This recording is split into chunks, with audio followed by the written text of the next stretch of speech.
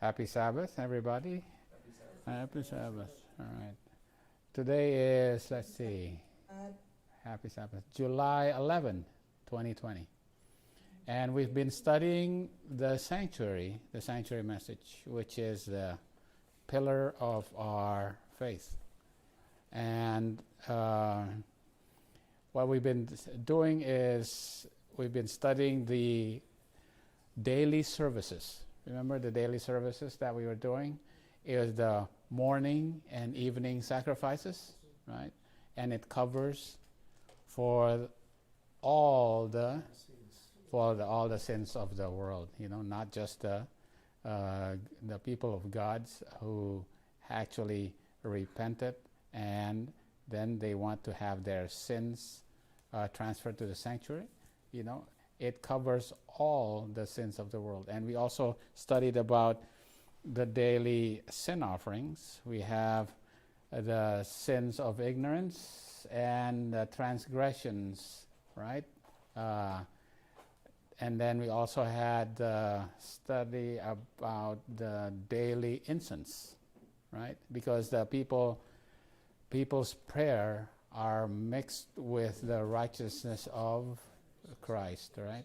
So it'll be acceptable to the Father. And also the daily showbread and the daily oil, right? And these are all the daily services. But we know that the sanctuary message, the sanctuary services are divided into the daily and also the yearly. And the yearly services is the Day of Atonement. And for us who believe in the sanctuary message, we understand that the Day of Atonement started, the antitypical Day of Atonement started in October 22, 1844, right? 1844. All right? I actually made these slides a long time ago. I can't remember how many years ago, but I've never actually presented it, specifically these set of slides. But, wow, there came a time that actually I'm going to use it now. All right? All right. Okay, so we will do the sanctuary, and just to recap, the sanctuary message. God wanted to dwell among his people.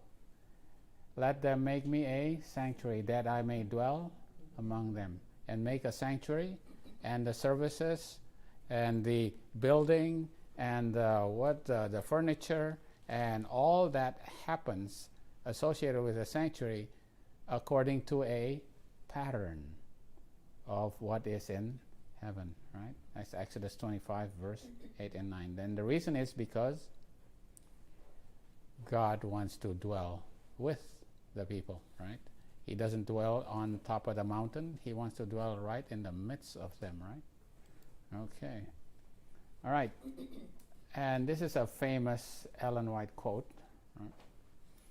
The scripture which above all others had been both the foundation and the central pillar of the Advent faith was the declaration.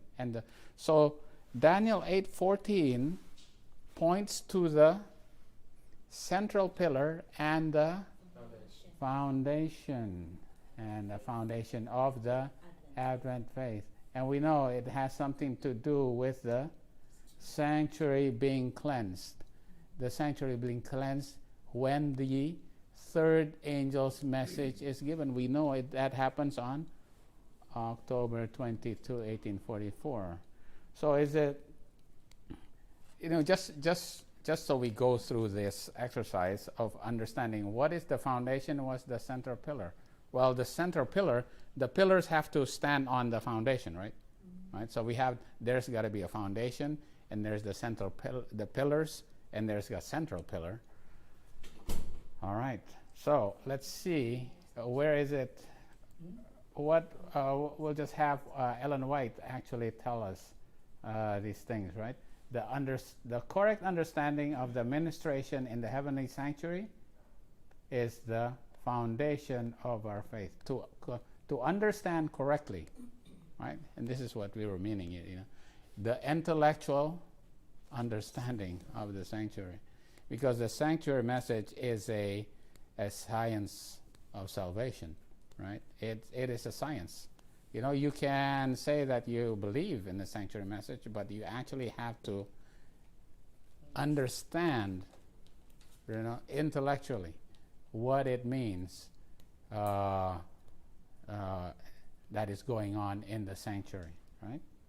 All right. It is the correct understanding of the ministration in the heavenly sanctuary is the foundation of our faith, right? Okay. Couple more verses from Psalms, right? Yeah. How do we understand the ways of God? And they say, how does God know? Is there knowledge in the Most High? How do we understand the ways of God? Verily I have cleansed my heart in vain. I have washed my hands in innocency. For all the days long I have been plagued and chastened every morning. If I say I will speak thus, behold, I should offend against the generation of thy children. So you want to know the ways of God. How do I understand the ways of God? Until I went into the sanctuary of God, then understood I their end. It is in the sanctuary of God that you understand the ways of God, right? I remember the works of God. Surely I will remember thy wonders of old. I will meditate also of all thy work and talk of thy doings, thy way of God. How do we understand how could the ungodly have how do the ungodly prosper in this world? Doesn't that wait a minute, we follow God, but how do the ungodly prosper? How do we understand that concept? In the sanctuary. How? By the daily morning and evening sacrifices, right? That's how do we understand that. How is it that the godly can also have an increase in their riches, right? Because we understand the sanctuary message, right? How do we understand the ways of God? It's in the sanctuary of God, right? So to understand the ways of God, we have to understand the sanctuary message. All right. So the foundations and pillars of our faith. As the great pillars of our faith have been presented, the Holy Spirit has borne witness to them, and especially this is regarding the truths of the sanctuary question. The sanctuary is our pillars of our faith. I chose this graphic is because, right? Yeah, there's the pillars right there, right? It's the pillars of our faith. The sanctuary message is a pillar of our faith. All right. Okay. They are the main pillars of our faith, subjects which are of vital interest. Because when we understand the sanctuary, then we can understand what is in the sanctuary, what is in the most holy place where Jesus is. And what is in the most holy place is what's in the ark. And it's the 10 Commandments. And the commandment that has a halo around it is the Sabbath, right? That's why you understand the Sabbath, because it's in the sanctuary. So you have to understand the sanctuary first. You have to understand the most holy place where Jesus is, so that you can understand the Sabbath and the keeping of the commandments of God also, as well as the faith of Jesus. And where do you see the faith of Jesus in the most holy place? Where's the faith of Jesus? Which one of the things that is in the most holy place symbolizes the faith of God?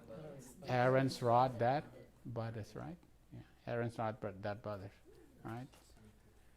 Yeah. And the commandments of God obviously is the 10 Commandments, right?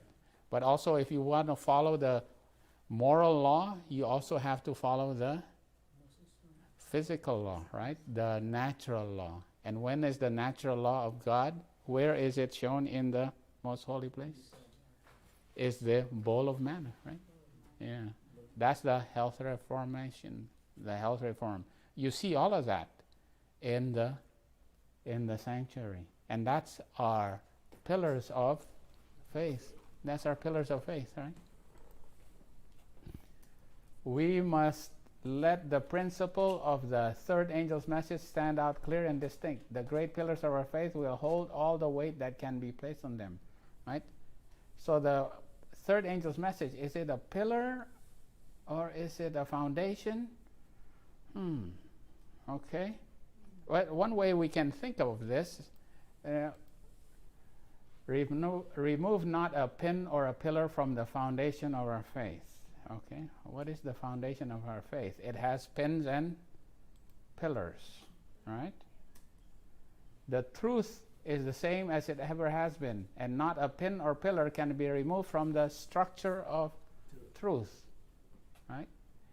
That which was sought out of the word in 1844 and 1845 and 1846 remains the truth today in every particular. They had to study it out, right? For this, to understand the structure of truth. All right. The proclamation of the first, the second, right? And the third angel's message. There you go. The three angels' messages. Let me get those three angels. Okay, there you go.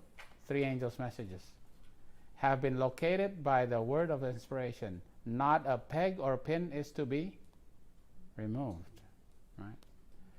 Then when you understand this and how our pioneers' understanding of the sanctuary message, what did they have to understand before they understood the sanctuary message? They had to understand the three angels' messages. And we can see this in the history of the pioneers and the Millerites. And I'll go through that. I have a big graphic about it. So the foundation had to be laid. And the foundation is the three angels' message. There's more about the foundation. The foundation is Jesus, right? Jesus is the cornerstone. The Word of God is the foundation, right? The understanding, like Peter's proclamation, right? That Jesus is the Messiah, the Son of the living God. That is the foundation of the church, right? That is the foundation of the church. But the three angels' messages is also the foundation, and we will see this because we understand how our pioneers got their the doctrines that they had, right? How it was built up. All right. Okay, so the three angels' messages is the foundation, and the pillars that stand on it, and the central pillar is the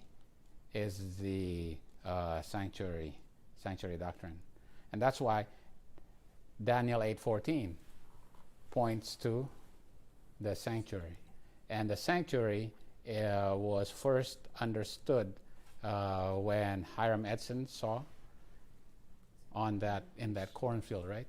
That Jesus was entering into the most holy place on October 22, or maybe October 23, right?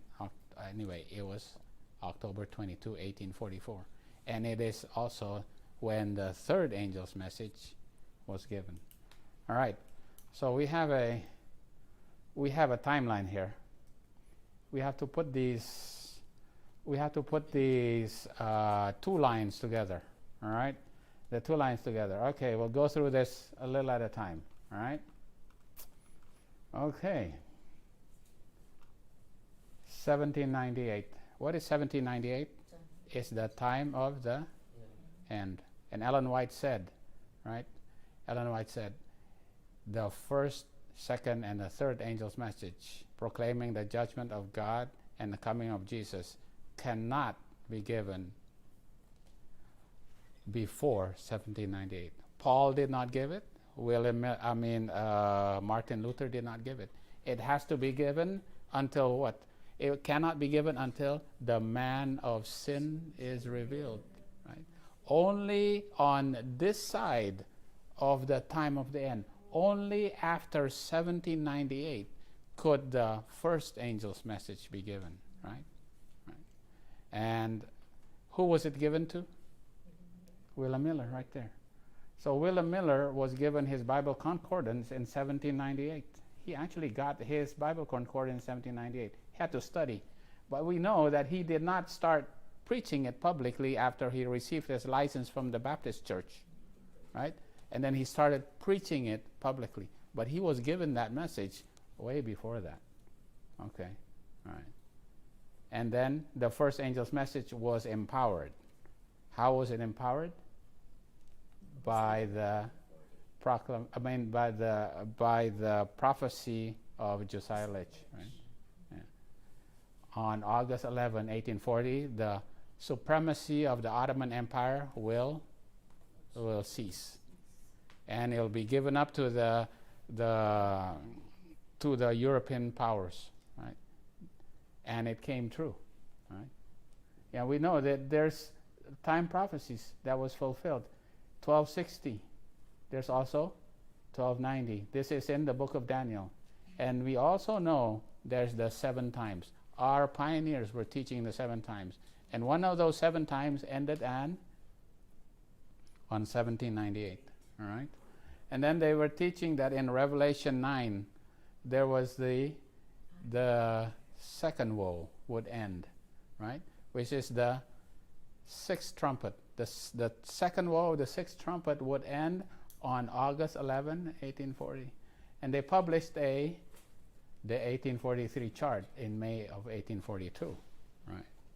And then they preached that Jesus would come in 1843. But then they said, wait a minute, it can't be 1843, somewhere in 1843, because, Jesus should come, it should come on the first day of the first month. So they said, okay, the first day of the first month. How did they figure the first day of the first month? All right? And all these studies, we've done these studies many times before, right? So they figured, okay, Jesus has to come sometime in the March of 1844. Because they said, okay, it has to be at the time of the spring equinox. But then they said, wait a minute, it can't be spring equinox because spring equinox is actually Babylonian. That's a Babylonian concept. It can't be, so it has to be on a Jewish reckoning. So they said the Jewish reckoning shows that the first day of the first month is April 19, 1844. How did they figure the first day of the first month? According to Ezra 7:9, right? Ezra 7:9. Ezra was carrying the 3rd angel's message in his hand, and he was leaving Babylon, and he was going to Jerusalem in the year 457, and that's the beginning of the 2300-day time prophecy, right? All these things is rather complicated, but we have to understand this to be able to defend our understanding of the Day of Atonement happening on October 22, 1844, and that's the 10th day of the 7th month. To be able to figure out what's the 10th day of the 7th month, they have to understand the first day of the first month, right? When they figured out first day of the first month, it's on April 19, 1844, right? It was Ezra coming out of Babylon, and he called his brother, come out of Babylon. What angel's message is that? Second angel's message. Second angel's message, right? And they had a disappointment because there's no Levites, and they had to tarry and wait. And blessed are those who wait and come to the 1335. That's the end of the 13. This is the 1335, right? Blessed are those who wait, and 1335. All these things have to be experienced by the Millerites, right? And then they understood that when Ezra went, it took them 5 months to get to Jerusalem, and that's that 5 months happened to be on the first day of the 5th month, which is August 15, 1844, which is the Camp Exeter meeting. And that is a type of the midnight cry. And they proclaimed that the bridegroom hath cometh. They repeated that message, but they were disappointed on October 22, 1844.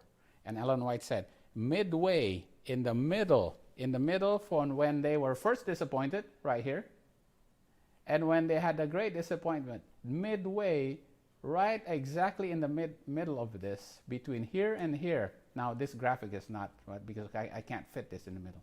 But this is exactly midway. Midway between the first day of the first month and the 10th day of the 7th month, midway is the 5th day of the 4th month. And that is exactly 93 days. From here to here is 93 days. From here to here is 93 days. This is exactly in the midway. If this is sunset and this is morning, this is midnight.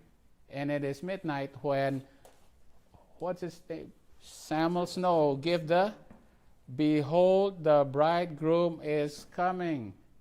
It's now midnight.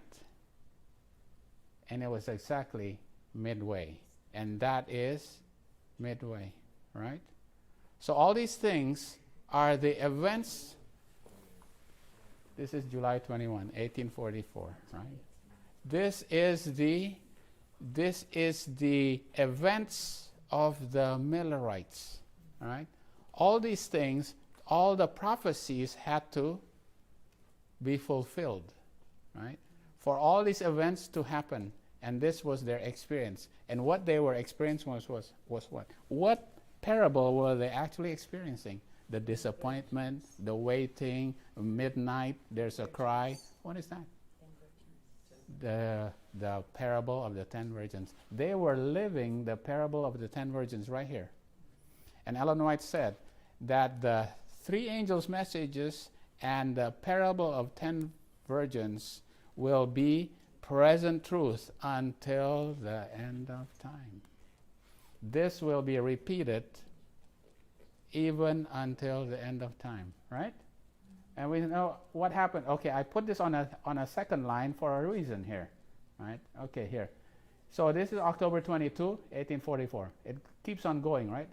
October 22 keeps on going. Hiram Edson, he has a vision, right? He has a vision in the cornfield that Jesus enters into the most holy place. And O.R.L. Crozier and F.B. Hahn also preached that message about the sanctuary, right? And then Ellen White and James White was married. This is a significant event, August 30, 1846. There is a marriage, okay?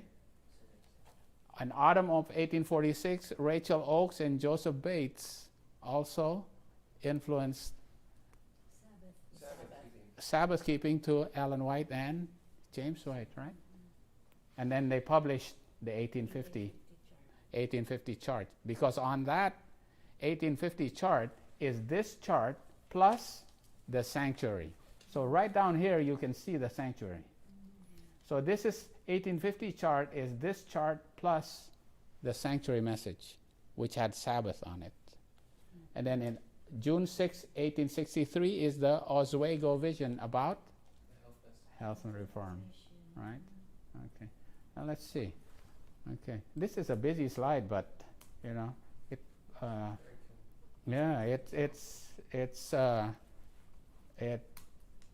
okay, let me just get this. All right. All right, it's just for Zoom. I gotta, for those on, okay, that's the Sabbath reform. All right. So we got the Sabbath reform right there. And what else do we have? The health reform, right? Because the sanctuary, in the most holy place, we have a Sabbath reform. We see Sabbath, do we see a Sabbath reform in the most holy place? Yes, it's the 10 Commandments. We see the health reform, it's the manna. And then what else do we see in the most holy place? Aaron's rod that butters, the faith of Jesus. October 1888 at the Minneapolis General Conference. What was supposed to have come down there? Right. Revelation 18 angels should have come down there. but it was rejected. That message was rejected. Right? That's the faith of Jesus. And then in 1888 and 1890, A.T. Jones had to go to Congress to defend against a Sunday law. What is that? That's the mark of the beast, right? So you see, Revelation 14 is shown right there, the three angels' messages. Because those who do not, who receive the mark of the beast, what will they have to receive? The 7 last plagues. And the mark of the beast is shown at those who reject the three angels' message, are given to those who reject the three angels' messages. Right? So this is a type of Sunday law which lines up with a type of Sunday law here. Was there a close of probation right on October 22, 1844? Yes. Yeah, because those who did not want to follow with Jesus into the most holy place, there they closed their door right there. There was a closed door right here, and there's a closed door right here. Okay. So as you can see, this is the progression of the development of our faith, of our Adventist faith, right? So we see this is the three angels' messages right here, right? And our sanctuary message gets put on top of that. That's why our three angels' messages is our foundation, right? And then on top of that, you have put the sanctuary message. And that's why our sanctuary message is a central pillar of our faith. And it sits on top of the three angels' message. And the three angels' message can bear the weight of all the truths, right? Okay, all right. We'll keep going here. All right, this is a schematic of the tabernacle, right? Right. What do we have out here? That's the altar of burnt, the altar of burnt offering, right? And then the laver, and then you go in, and you on the left side you'll see the golden candlesticks. On the right you see the table of showbread, and you keep going, and you'll see the altar of incense. And you have the veil, and behind the veil you have right. This is the Ark of the Covenant, right? And in Solomon's temple, there's 2 angels in the back, and 2 golden angels right in the back, so that you have 2 angels in the back, and then 2 angels here. You have 4 angels, right? In the ark is I put it outside, but it's this is the tables of the covenant, right? The 10 commandments. And then you have the Aaron's rod that budded. It's also should be in the ark. But also you have the manna, right? The bowl of manna. And what should be actually on top of the ark is the censer. There is a censer also. Yeah, there's a censer in the most holy place, right? Yeah. This is the censer will have the smoke that comes out of the incense. That is Christ's righteousness that actually combined with the prayers of the people, right? Yeah. So that's also in the most holy place. And you have another thing that sometimes people forget is the law of Moses is also outside in the most holy place. All right. So that's what we have in. Okay. All right. That's the sanctuary. The condition of the unbelieving Jews illustrate the condition of the careless and unbelieving among professed Christians who are willingly ignorant of the work of our merciful high priest. We have to understand the work of our high priest. In the typical service, when the high priest entered the most holy place, all Israel were required to gather about the sanctuary in the most solemn manner, humble their souls before God, that they might receive the pardon of their sins and not be cut off from the congregation. How much more essential in this anti-typical Day of Atonement that we understand the work of our high priest and know what duties are required for us. So we are to know what are our duties, okay? Because we are living in the anti-typical Day of Atonement. Because the Jews of old, they were willingly ignorant of what is happening in the sanctuary. And Ellen White says, spiritual Jews now are also what? Willingly ignorant. We cannot be willingly ignorant, right? We have to understand, right? Otherwise, we will be cut off. We will be cut off. All right. The third angel's message closes his message thus. Here is the patience of the saints. Here are they that keep the commandments of God and the faith of Jesus. As he repeated these words, what did he do? He pointed to the heavenly sanctuary, right? So when it is talking about the third angel's message, you can see that that's actually Daniel 8:14, right? This is Daniel 8:14. October 22, 1844, when the third angel's message gives his message. Here's the patience of the saints and those that keep the commandments of God and the faith of Jesus. As he repeated these words, he pointed to the heavenly sanctuary.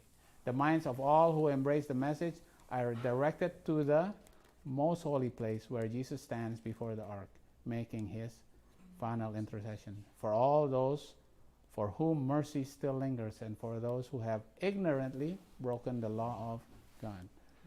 Okay? These words are very important. Yeah. For us to remember. Right? This is why we have to understand the third angel's message, right? Because when we understand that, and Ellen White actually says it in a book. It's in manuscript 26. I should have read that for you, okay? But manuscript 26. All right. She says that to understand the third angel's messages, you have to understand the prophecies that led to the understanding of the three angels' messages, right? You have to understand the prophecies. What were the prophecies? The prophecies according to time, right? Because those prophecies were according to time. In other words, they were time prophecies, right? And how many time prophecies were there? There were 7 time prophecies. 7 time prophecies that were there. And those time prophecies will end on October 22, 1844. Because on October 22, 1844, time will be no longer. So there's no more time prophecies. It's going to be only event prophecies. What we are waiting now and looking at as the end comes, Right. all Event prophecies. It's going to be all event prophecies. But to be able to understand, we have to look at those time prophecies. Okay? All right, those time prophecies. Okay, so we are at the anti-typical Day of Atonement. All right, and I have here, I always show this. This is the calendar of the Jews. Right? So it's the feasts. Right? We just want to remind you. Can you tell how many feasts are there? 7. Wow, that's a good number. 7 is always a good number, right? Yeah. If you're in doubt, just say 7. Right? There are 7 feasts, and which is the first one? The Passover. There you go, Passover. Right? Passover. It's the first day. The 14th day of the first month. There you go. That's right. This one right here. This blue one right here. I should have put more graphics there, but I didn't. And then what's the next one? Unleavened bread. Feast of Unleavened Bread. Feast of Unleavened Bread is from the 15th through the 21st. Okay. This is a tricky one. You should know this. What is the wave sheaf? When is the wave sheaf? The day after Right. The morrow after the Sabbath. This is sometimes a lot of people don't get it. They think it's the 16th, right? It just so happened that when Jesus died, the wave sheaf is the 16th. But it's not every year that it's the 16th. It's just so happened that also in 1844, it was the 16th. Right? It's pretty amazing. It's actually the same calendar, the Jewish calendar, on 1844 was also in 31 AD. Pretty amazing. Okay. And what's the one after that? Feast of Weeks. The Feast of Weeks, right? Feast of Weeks is 7 times 7 times 7, right? 7 weeks, and the morrow after the Sabbath is the Pentecost, right? So that's 50 days. 50 days right here, right? 50 days. It's 50 days from the wave sheaf, all right? 50 days from the wave sheaf. Okay. And what's the next one? What's the next one? The blowing of trumpets. The blowing of trumpets. It's on the first day of the 7th month. And then the next one is 10th day of the 7th month, which is the Day of Atonement, right? Day of Atonement. And then the last one is? Feast of Tabernacle, or also called Feast of Booths, right? That's from the 15th to the 22nd of the 7th month. And our pioneers understood. And who first understood this? William Miller. He looked at this and go, wait a minute, there's a spring feast and there's the fall feast. And then he says, well, all the spring feasts have been fulfilled at the time of Jesus, around the time that he came the first time. So the fall feast is going to be fulfilled, all these fall feasts right here, right? These ones here on the 7th month, they are going to be fulfilled before he comes the second time, right? Yeah. I'm sorry? There's only 6? 1, 2, 3. Okay. Feast of Unleavened Bread and wave sheaf. Right. The wave sheaf. Right. Yeah. That's 7, right? That's 7 right there. Okay. All right. So we have. There you go. I put a ram there. Okay. All right. So we'll go into the Day of Atonement, right? Let's go into the Day of Atonement. And there's Leviticus 23 and Leviticus 16 is the Bible verses for the Day of Atonement. It's also in the book of Numbers, but we'll just use Leviticus, right? Also on the 10th day of this 7th month, there shall be a Day of Atonement. It shall be a holy convocation unto you, and ye shall afflict your souls, and offer an offering made by fire unto the Lord. Ye shall do no work on that same day. It is a Day of Atonement. To make atonement for you before the Lord your God. For whatsoever soul it be shall not be afflicted on that same day, he shall be cut off from his people. And whatsoever soul it be that doeth any work on that same day, the same soul will I destroy from among his people. Ye shall do no manner of work. It shall be a statute forever throughout your generations in all your dwellings. All right. So one of the duties that we have to do on that day is to afflict our souls. All right. And another thing that we have to do is actually not do is what? No work. You are to do no work. Okay, you are to afflict your souls. Why? Why do you have to afflict your souls? Because you are going to be atoned for. And then you are not to do any work, because it shall be unto you a Sabbath, right? Right? You are not to do work because it is a Sabbath. Now, the Sabbath is very important here. The Sabbath is a Shabbat. 76 is a Shabbat, right? A Sabbath of rest. But the rest here is actually a what? Shabbathon. So it shall be a Shabbat Shabbathon. Okay, what's the difference between a Shabbat and Shabbathon? All right, we'll go into that, okay? We'll go into that in the next slide, all right? There's a Shabbat and a Shabbathon. But Shabbathon is translated in the King James as a rest, right? But it's actually a Shabbat Shabbathon.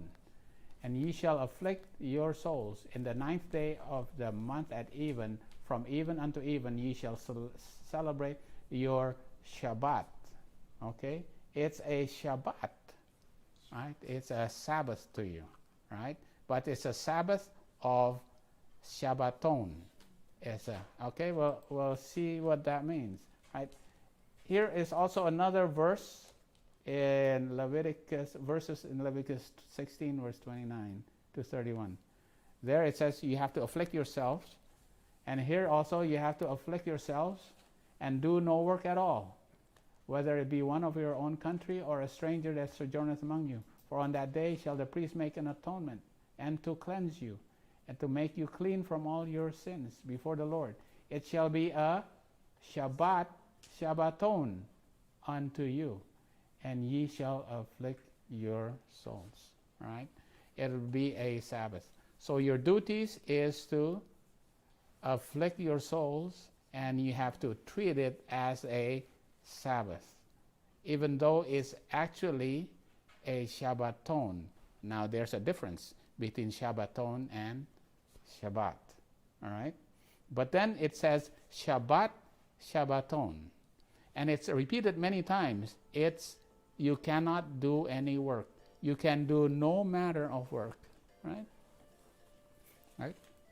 It repeated multiple times. Now why does it say it's repeated multiple times? You cannot do work. You are not to work. You can do no manner of work. Why is it that? Obviously, when it's repeated, it's because it's important. It's for emphasis, right? It's important. Afflict your souls. Actually, in these verses, 5 times it says you have to afflict your souls, right? Otherwise, you will be cut off. And if you work, you will be destroyed, right? There's also a what? There's also a punishment. This is very important, right? And these things are very important because there's a punishment for it if you don't do it. If you disobey your duties on the Day of Atonement, all right? Okay. So we are going to go into a little bit more about what it means, the difference between a Shabbat and a Shabbathon, and why is the Day of Atonement is a Shabbat Shabbathon, all right? Okay. All right. We'll do the Day of Atonement, all right? And the Day of Atonement, you shall do no work, right? And whosoever soul it be that doeth any work on that same day, that same soul will I destroy from among his people. And you do no manner of work. So what does it say here? That's very strict. Right? Can you work at all? No. No manner of work. You cannot even work. No manner of work. Do no work. Because it says, if you do any kind of work, I will destroy you from among your people, right? Yeah, I will destroy you. Okay, this is the Day of Atonement. I'm just using the book of Leviticus in Leviticus 23 and also Leviticus 16. And Leviticus 16, it says, do no work at all. So it says, do no work, do no manner of work, and what is that? What does it say next? Do no work at all. It shall be a Shabbat Shabbathon. It's a Shabbat Shabbathon, right? It's doubled up. Now it's also a principle of plural majesty, because now it's a bigger Shabbathon. It's now a majestic Shabbathon. It's a bigger form of a Shabbathon, right? It's now elevated to the level, because can you work on a Sabbath? You cannot work on a Sabbath. So it's elevated to the level of a Sabbath, right? Even though it does not fall on the Sabbath. It may not fall on the seventh day, because it's actually a floating feast. Floating feast means it can happen on any day. It can happen on any day because it falls on the 10th day of the 7th month, and that can happen on any day of the week, right? So you cannot work even if it's not a Sabbath day? That's right. On that day, you are not allowed to work. You cannot work, even though it could be a Tuesday or a Wednesday, but you are not. You have to treat it like the Sabbath. The Day of Atonement is a Shabbat Shabbathon. It's elevated. It has an elevated state to like the Sabbath. Right? Now let's compare it to the Passover. Right? Here the Passover, unleavened bread and wave sheaf. Now when you look at the the requirements of what you have to do on the, it's not as detailed. The Day of Atonement is a whole chapter. One whole chapter is devoted just to what you have to do on the Day of Atonement. But the Passover, unleavened bread, and wave sheaf, they're very short. It's not that extensive. Only a little bit is written about it. Okay? All right. Ye shall do no servile work, right? On the Passover, Feast of Unleavened Bread and wave sheaf, ye shall do no servile work therein. Okay? What's servile work? The work of the servants is the manual labor, right? Yeah, because these are is the kind of work that is done by the servants. The servants have to work the menial duty, right? All the things that have to be done by servants, right? So the servants can work. You can do manual labor, right? Exodus 12 verse 16. No manner of work shall be done in them, except, save that, which every man must eat, right? So you can cook. On a Shabbaton, these are called Passover and unleavened bread feast. These are called Shabbatons. On Shabbatons, you can do servile work, right? On that feast day, okay? What about Pentecost? Ye shall do no servile work therein. All right, what about the blowing of trumpets? Right? Ye shall have a Shabbaton, right? Shall ye have a Shabbaton? It's a Shabbaton. Ye shall do no servile work. So these are Shabbatons, right? And you can do servile work. But the Day of Atonement is a Shabbat Shabbaton. It's an elevated type of Sabbaton, right? You can do no work at all. You are to do no matter of work. You are to do no work, right? And we obviously right. One more, Feast of Tabernacles, right? Just to make sure we understand there, the Feast of Tabernacle is it's a Shabbaton. You shall do no servile work. No servile work. All right? Okay. So Shabbat and Shabbaton are the same sacred days? They are sacred, but on Shabbatons you can do servile work. Right? You can still you are not to do any servile work. You are not to do servile work. You shall do no servile work on a Shabbaton, right? So it says, you do no matter work, save that which every man must eat. So the things that you still have to do, you can still do, right? But just manual labor, you are not to do, okay? Manual labor, you are not to do. But on the Day of Atonement, no kind of work you can do, right? No kind of work, right? So that's the difference between Shabbaton and Shabbat Shabbaton, right? Because Shabbat Shabbathon is a Day of Atonement. Its status is elevated, right? And it's elevated to the level of the seventh-day Sabbath, right? All right. Here's the seventh-day Sabbath. We know this 6 days shall thou work, but the seventh day is the Shabbat of Shabbathon also. Wow. A holy convocation. You shall do no work. It is the Shabbat of the Lord in all your doing. You shall do no work. Right? Okay. All right. Let's find another verse here. Exodus 20.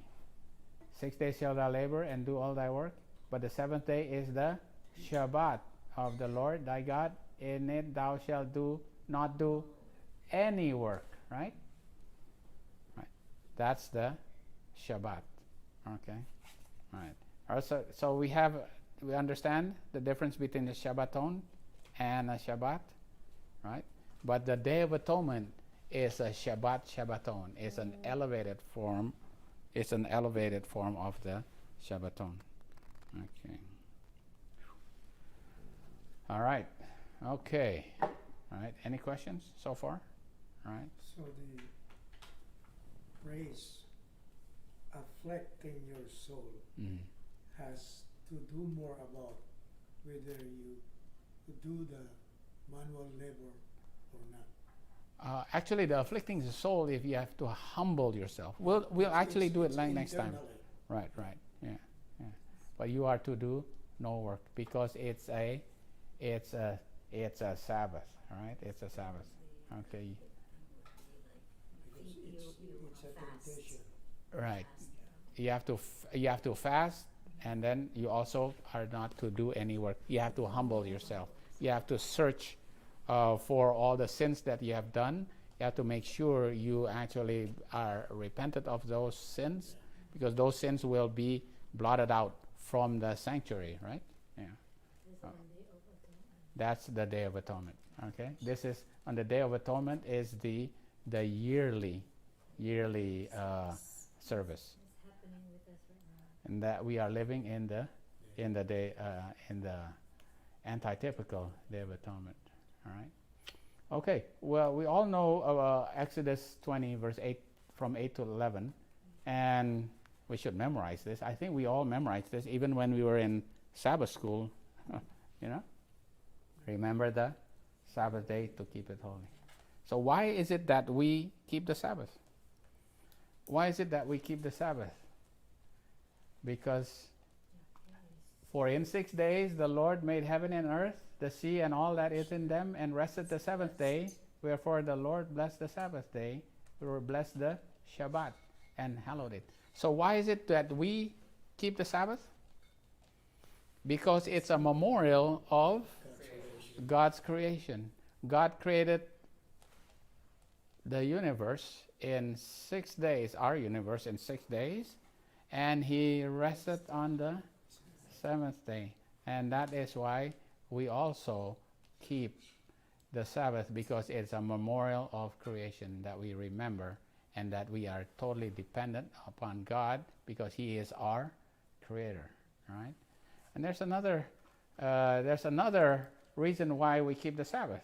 And this part is sometimes that we do not, we actually forget, right? It is in Ezekiel 20, verse 10 to 13. This is very interesting because as we study, right? Wherefore I caused them to go forth out of the land of Egypt and brought them into the wilderness. And I gave them my statutes and showed them my judgments, which if a man do, he shall even live in them. Moreover, also I give them my Shabbat. I give them the 7-day Sabbath, right? Why? To be a sign between me and them, that they might know that I am the Lord that sanctified them. It is a sign that I sanctify them, all right? But the house of Israel rebelled against me in the wilderness. They walk not in my statutes, and they despise my judgment, which if a man do, he shall even live in them. And my Shabbats they greatly polluted. Then I said, I will pour out my fury upon them in the wilderness to consume them. So the Sabbath is a sign that I sanctify them, right? Right. It's a sign that he sanctifies his fallen, sinful people. Right. Now Deuteronomy 5, verse 12 to 15. Right. Keep the Sabbath day to sanctify it, as the Lord thy God hath commanded thee. 6 days shalt thou labor. All right. And do all thy work. But in the seventh day, the Sabbath of the Lord thy God, and it shalt thou not do any work. Thou, nor thy son, nor thy daughter, nor thy manservant, nor thy maidservant, nor thy ox, nor thy ass, or nor thy cattle, or the stranger that is within thy gates. That thy manservant and thy maidservant shall what? Rest. Why do you keep the Sabbath? So that your servants may rest. Why? As well as thou. You and your servants should rest. Why? Remember that thou wast a servant in the land of Egypt. Right? And then the Lord thy God brought thee out of thence through a mighty hand and by a stretched out arm. Therefore the Lord thy God commanded thee to keep the Sabbath day. Right? So why? Because you used to be servants. Right? That's why your servants have to be given a day off. Because you used to be a servant. And Egypt is a type of bondage, right? It's a bondage. It's a bondage. So when you think of it, the Sabbath is something like this. It means that when we keep the Sabbath, it's because we now understand that we are free from doing work. We always think of Sabbath as what? Oh, we have to, it's a restriction, right? Sometimes growing up, I always felt as if, oh boy, Sabbath, you can't do this, you can't do that. Oh, we'll just wait until the setting sun. But actually, when you remember the Sabbath day, you have to remember that it is a day that you can be free from doing all the bondage work that you used to do for the 6 days. Now you're working, wherever you're working, is that bondage? That's bondage. Aren't you so happy that you are no longer bondage to that work? It should be happy. I'm so happy. But you have to complete your 40 hours. It is so happy when you think that you are actually released, right? That's why it's a day of release, right? For not only you but your servants. So would the servants be happy on a Sabbath day? Oh, sure. Oh, they're so happy. I am so glad. It is the Sabbath day because now what? My status is elevated as like what? Like the master. The servant and the master both have the same elevated status now. They both can rest, right? So if we think of Sabbath that way, it is so glad. We are so glad that it's a Sabbath day, because we do not have to be in bondage to the work that we have to do for 6 days, right? Yeah. Okay. Right. So it is when you see this, you see that it has a connection with freedom from slavery, right? From freedom and slavery. And then, God, he worked for 6 days and he rested, right? So we have to work for 6 days and we rest. Even our slaves can work and then they rest. So the slaves are made free. Now, when will the slaves eventually be set free? Remember the concept of the 50th year? The Jubilee, right? What happened on the 50th year? All slaves are set free. So the slaves are actually looking forward for that Jubilee year. Yeah. Now Shemitah is every 7 years. But every 7 times 7 on the year after 7 times 7 is the Jubilee, right? Yeah, they are all set free. So the slaves, they think, oh, I'm free on the Sabbath day, because they're looking forward for the what? For the Jubilee, when they are actually all set free for good, right? Okay, so that's, if we think of it that way, then we'll see Sabbath on a different light. It is no longer a burden. It's actually it's a delight. We're so happy. It's a Sabbath day, right? Okay. All right. And what is the Jubilee here? Okay. So we have to connect this with the Jubilee.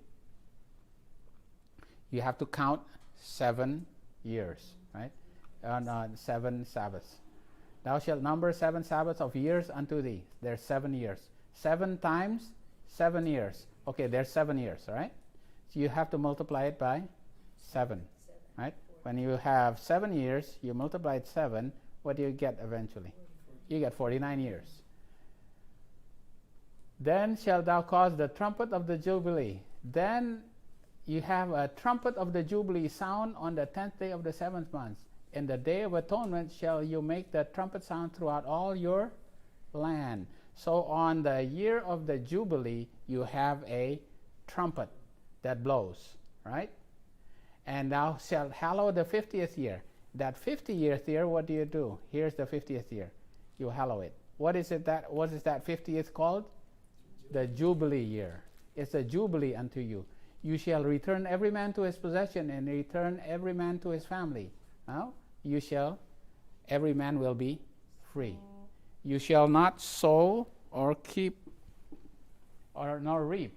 Even your land also will have to rest.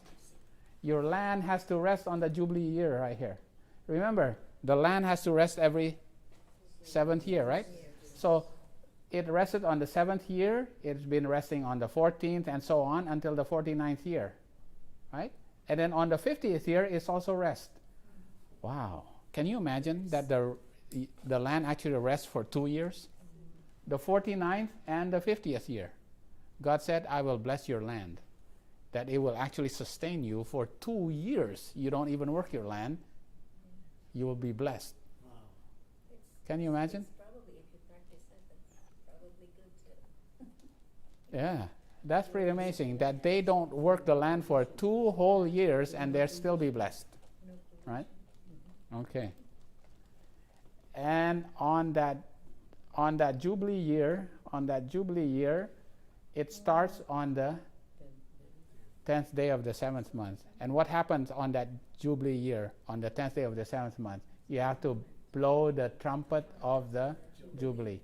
So the 10th day of the 7th month starts with a trumpet that is being blown, and its day is the year of the Jubilee. All right. So how do they keep counting? Well, actually, there's 2 ways of counting it, but the most common way that they count it is that 50th year is actually the first year of the 2nd cycle, right? Right. And the cycle keeps going every 7 year, every 7 year, every 7 year. Okay. But this 50th year here is a special year. It's a Jubilee year. And on that day, on the beginning of that year, it starts on the 10th day of the 7th month. There's a blowing of the trumpet. All right. Okay. This comes from our study when we were studying the book of Ezekiel. Right? About it. Yeah, you have a.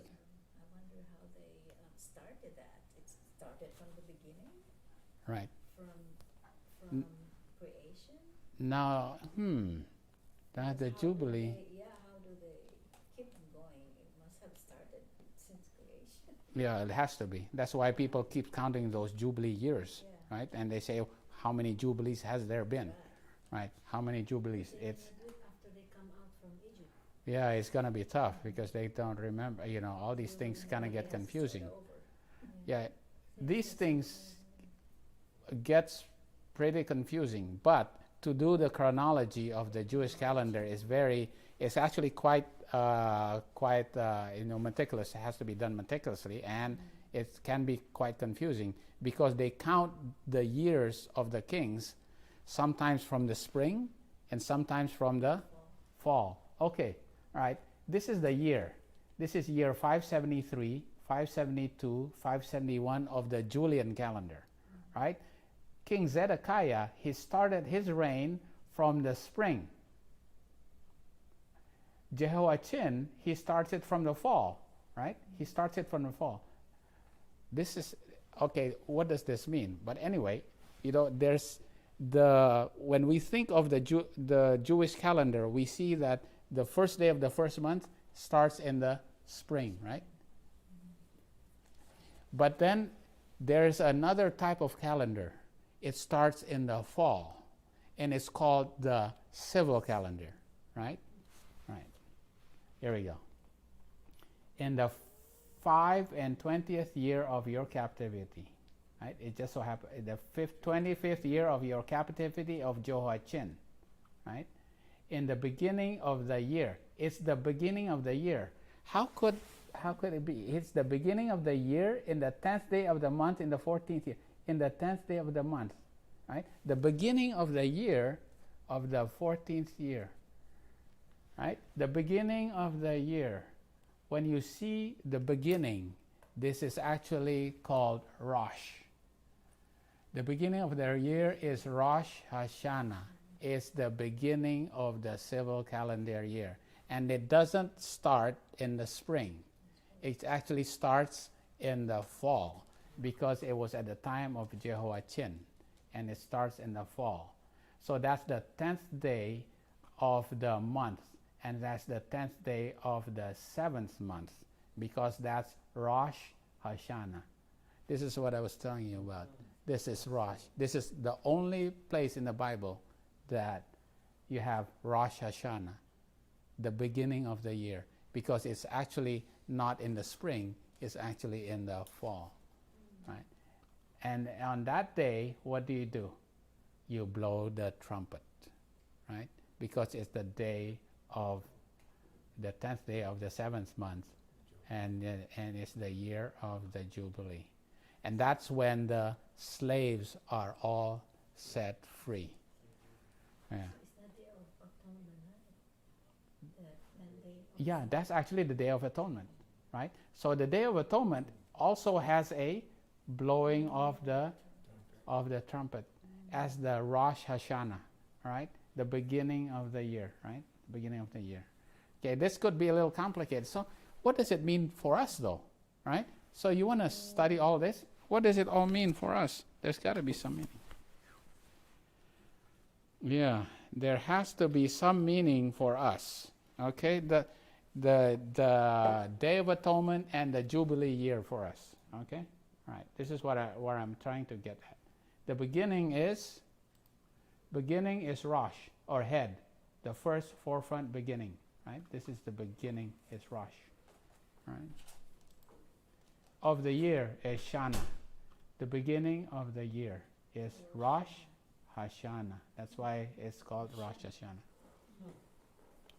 Okay? All right. There has to be some sort of meaning for us. Okay. Now the thing about it is, the God created the universe in 6 days, and then he rested on the 7th day. Now the people also have to work for 6 days and they rest. Even the slaves have to work 6 days and then they rest, right? But there's another thing that has to work for 6 days and they rest. And what is it? And the principle comes from Leviticus 26. And what is it that works for 60 years and has to rest? It's the land, right? We don't have to go through this, but this is the 7 times, right? This is Leviticus 26. If you don't follow the commandment of God's, you don't follow the covenant, I will punish you 7 times. I will have to bring the land into desolation. I will have to scatter you among the heathen. I will draw a sword after you, and your land shall be desolate, and your cities waste. Then, when your land is desolate, then the land enjoy her Sabbath. So, God's people have to enjoy the Sabbath. Even their servants enjoy the Sabbath. Even their land have to enjoy the Sabbath. And as long as it lie desolate, and ye be in your enemy's land, and you are what? You are scattered into captivity, then shall the land rest. Okay, this land rest is very important. And enjoy her Sabbath. And as long as it lie desolate, it shall rest, because it did not rest on your Sabbath when you dwell upon it. All right? Yeah. Every 7 years, your land has to rest 1 year, right? Yeah, it has to let rest. And because of it, this is why Jeremiah understood why the Jews had to be captive for 70 years. Why? Because they did not let the land rest for how many years? Because 490 years. That's why they understood we haven't let the land rest for 490 years. That's why we have to go into captivity. We owe God 70 years. We have to be scattered out of Jerusalem for 70 years so that Jerusalem will be laid desolate for 70 years, and it's enjoying the land rest that it did not keep for 490 years, right? Okay, so this is the 70 years, right? I'm going to do this very quickly. There's so many things that you can study for this, but I'm going to just show you specifically this 70 years from the time that Daniel went into Babylon, right? From the time that Daniel went into Babylon, it's the year 607. It's the time of Jehoiakim, right? And he knew that he had to be in Babylon for how many years? 70 years. Until the year of Cyrus' succession in 537, right? 537, and he knew we have to go back, because now Cyrus will let us go back, right? So when the time of Cyrus' succession is 537, it's 70 years. They had to be scattered in Babylon because they did not let the land rest. And who did not let the land rest? Their kings. And who was their first king? Saul. From the time of Saul until the time of Jehoiakim is 490 years. They did not let their land rest. They had kings. They did not want to be under the government of God. They had to have an earthly king, right? So they had to, for the 490 years, right, that did not let the land rest, they now had to be scattered for 70 years right here, right? 70 years. Okay, all right. So that's our understanding of the land rest, right? My point is the land has to rest, your servants have to rest, you have to rest, God rested, right? Okay, all right. Wow.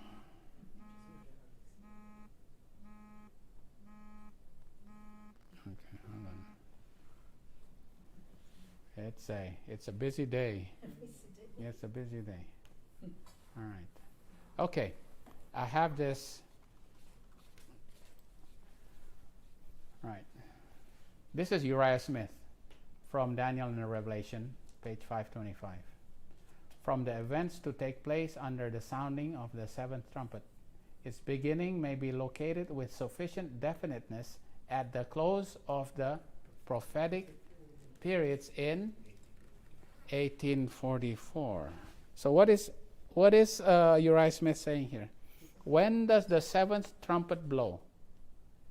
On October 22, 1844. Now, how did he figure this out? How did our pioneers figure this out? Okay? You have to read Revelation 10 verse 7, or 1 to 7.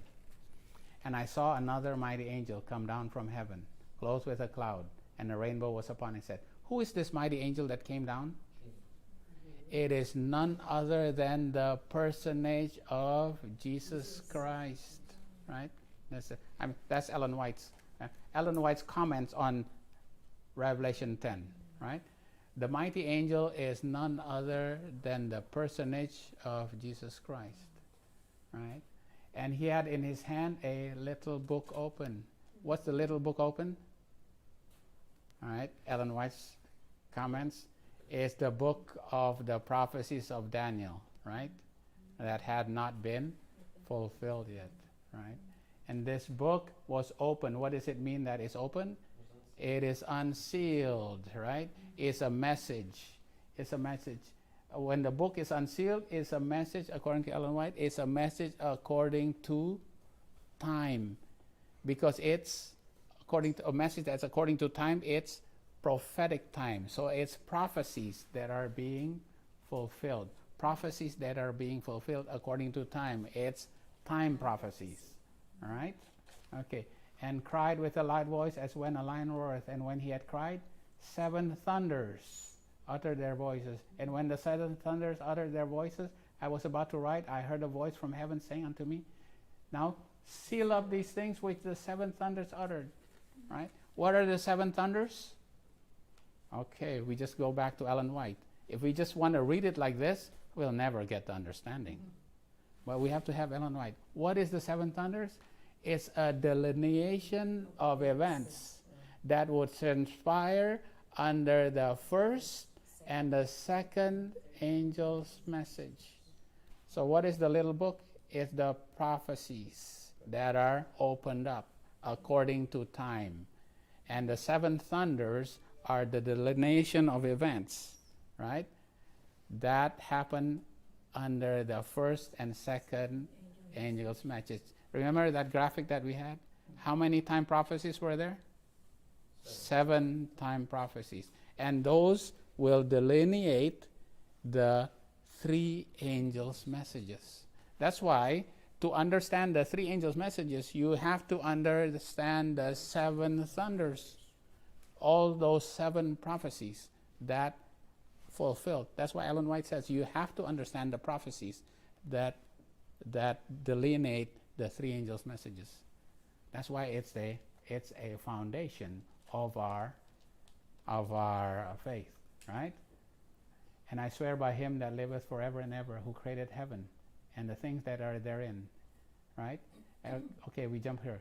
And that there shall be time no longer, right?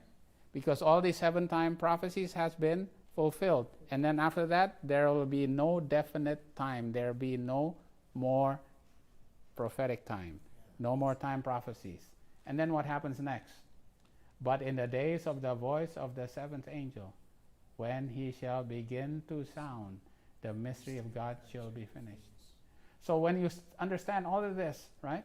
This is showing the 7 thunders and the 3 angels' message. They are being delineated on a timeline, which ends at when there's time no longer, and then there's the 7th angel. This is why our pioneers say the 7th angel started to blow the trumpet on October 22, 1844. All right?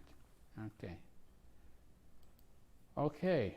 Now, what does it mean to us? We're not going to read this. We know this story. This is about the 7 last plagues, about what Sean was showing us in the morning time. The 7 last plagues, those who are running to the mountains, right? Running to the mountains and running to the caves, and some of them are in the dungeons. And then there's going to be an angel that will release them. And as they were running, then they will see the heavens open. And what will they see? And what will they hear? They will hear the voice of God, right? Like a voice of many waters, right? And what will they hear? And when they will hear God speaking from heaven, and when the never-ending blessing was pronounced on those who honored God in keeping His Sabbath holy, He will pronounce a blessing upon those who keep the Sabbath, right? And there's a mighty shout of victory. Right? Now this happens, and then what happens? Then commence the Jubilee. So, when the 7 last plagues fall, and the Father speaks from heaven and pronounces the blessing for those who keep the Sabbath, and also the covenant of peace.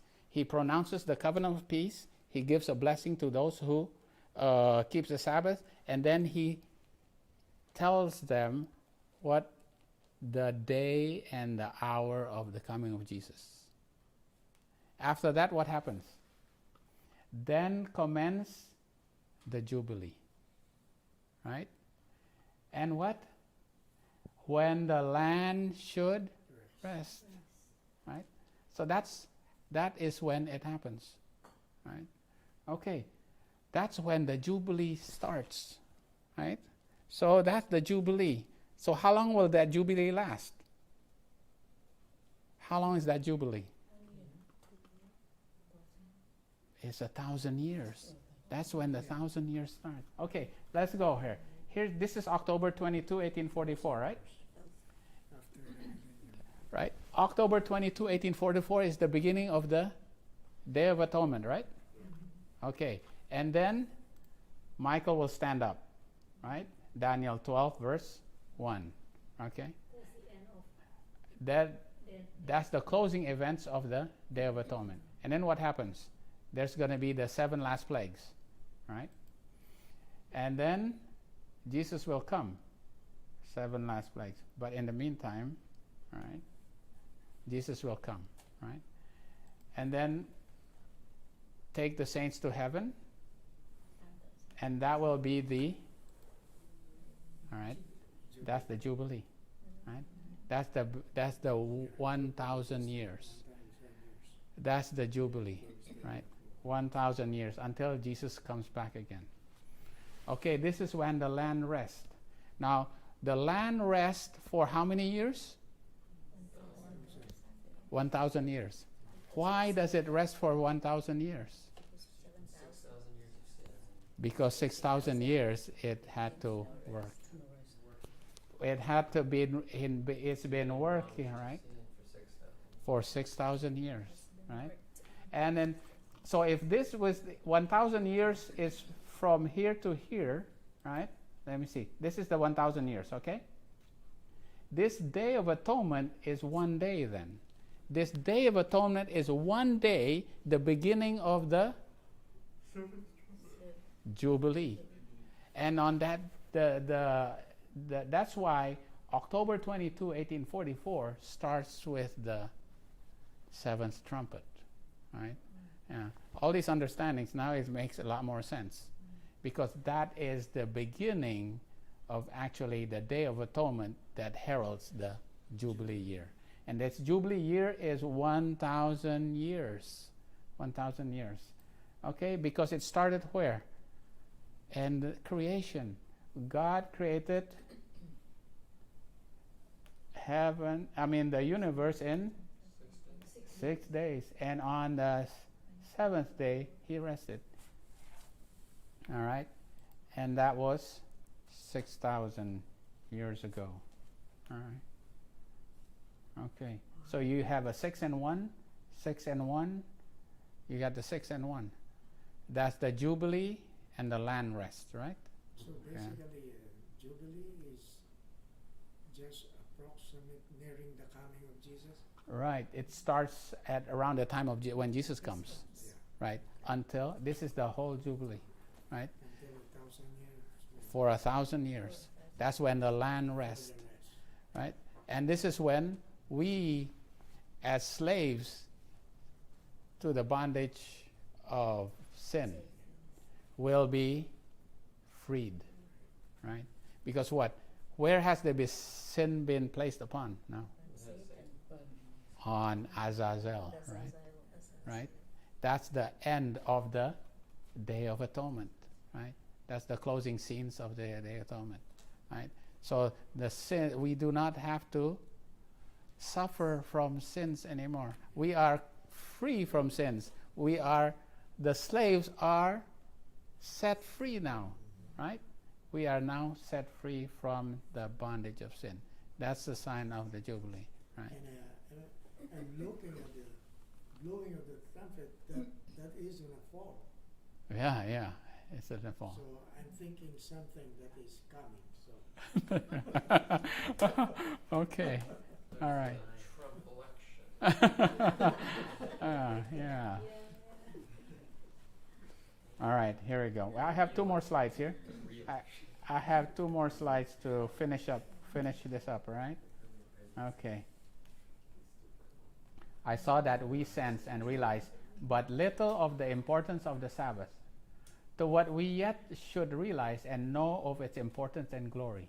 I saw we knew not what it was yet to ride upon the high places of the earth and to be fed with the heritage of Jacob. But when the refreshing and the latter rain shall come from the presence of the Lord and glory of his power, we shall know what it is to be fed with the heritage of Jacob and ride upon the high places of the earth. Then shall we see the Sabbath more in its importance and glory. We will only realize what it means to be free from the bondage of sin when we actually experience the Jubilee. Then we will understand what it is to keep the Sabbath, right? Right now we say, okay, it's a promise. Our keeping the Sabbath right now is actually a promise of what's going to happen when we experience the Jubilee. Literally, we experience the Jubilee. There's no more sins, right? Yeah, it's been transferred to Satan, right, at that time. But we shall not see it in all its glory and importance until the covenant of peace is made with us at the voice of God. When does the voice of God speak the covenant of peace? When he actually, at the time of the special resurrection, right? He will say, it is done.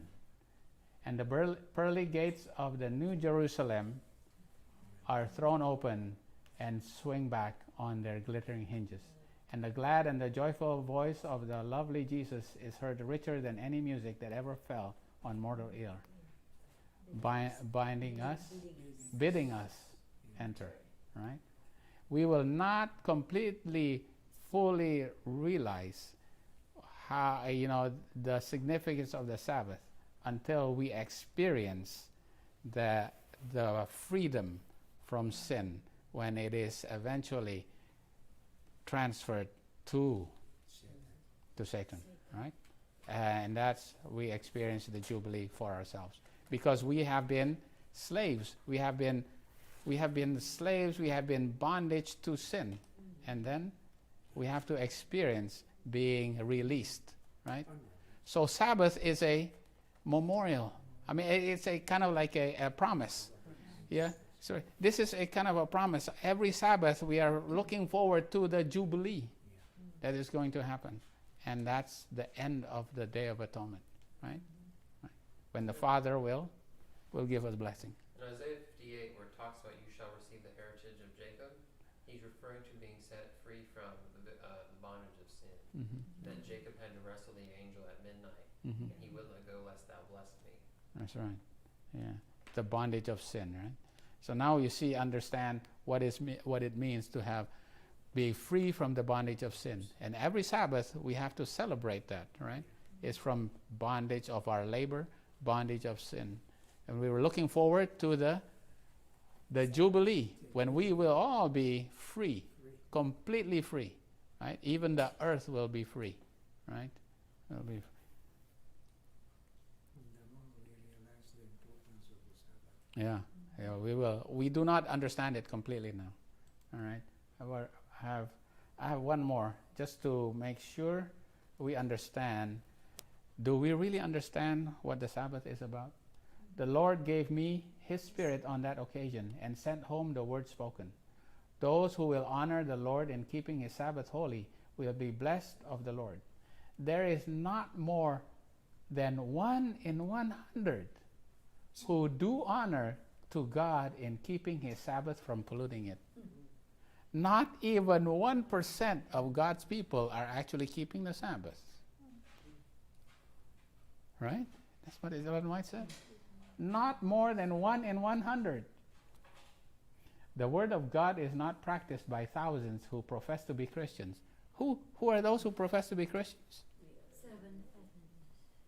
The looseness of the habits and practices in observing the Sabbath has become a customary thing.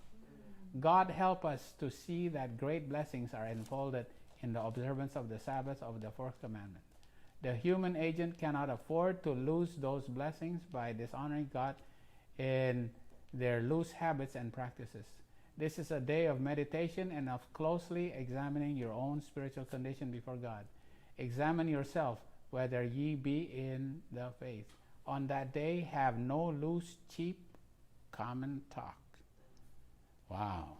Ellen White said we do not really realize what it is, how it is that we have to keep the Sabbath, right? Yeah. Not That is even lesser. than 1%. Yeah, 1 out of 100. And in the Christian service say that Mm-hmm. less 1 in 20 1 or on 20. So right. Yeah. We have to, and then, but then we really have to continue to study. And when we study the sanctuary message, we will understand what it is to be free from bondage and what it is to actually keep the Sabbath, keep the Day of Atonement, right? So, when you keep the Sabbath and a feast day together, what is that called? When a feast day, and it's called a high Sabbath, it's called a megas, right? It's a high day, right? So we are on the Day of Atonement and we keep the Sabbath also. So today is actually a megas. We are in the Day of Atonement and we keep the Sabbath. Yeah. That's why we have to be thankful and grateful for that. We have to think of the Sabbath of what it is, foretaste of what it is to be completely free from the bondage of sin in the time of the Jubilee. All right? while you're still flying towards the heavenly gates. Right, yeah. Mm-hmm. Okay, and that is a sure word of prophecy.